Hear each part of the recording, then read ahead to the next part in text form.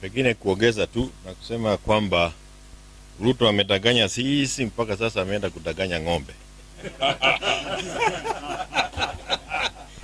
Na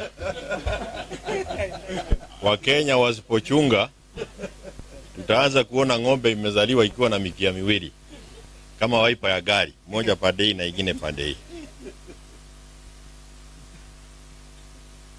Na ni vizuri ujue Ruto amekuwa hapa Tagaza University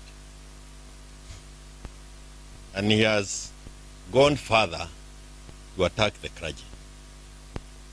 Amesema kule ya kwamba ametembea kanisani, amegundua ya kwamba makasisi hawajasoma.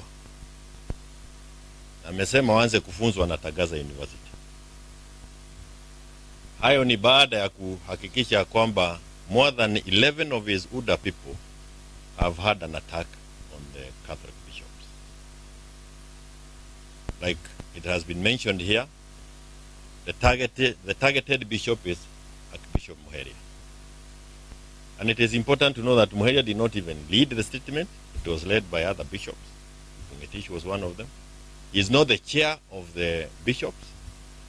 But that profiling and saying that that was a tribal statement is a profiling that is in keeping with the Ruto regime. And Kenyans needs to be clear in their minds. And that's why you keep seeing us with the Mheshimiwa Stephen Kalonzo Musyoka. We believe that you'll be able to put a team together that will reverse all these things within the 100 days, 200 days, 300 days, maximum a year, so that we can get Kenya back on track.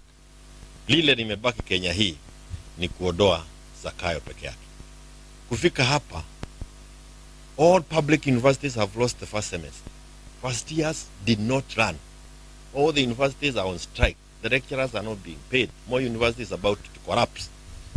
Yani Ruto is just a disaster. Anything he touches is a disaster. Sasa amegusa ng'ombe, hiyo disaster. Ati ng'ombe ambayo sijui, what do you call kinyesi ya ng'ombe? Inaitwa nini? Sorry. Samadi. Ati ikitoa hiyo moshi, hewa inaharibika. This guy, Mwenyezi Mungu saidia atoke. Alitoka wapi? Can you imagine atuambia zamadi ya ng'ombe sasa ndio shida ya Kenya wote, na hiyo ndio anataka kutibu. Your Excellency Kalonzo Musyoka uko na kazi. And that's why you are saying akina Matiang'i, akina Natembeya wakuje tuungane, we reverse all these things in a hurry. I thank you and God bless.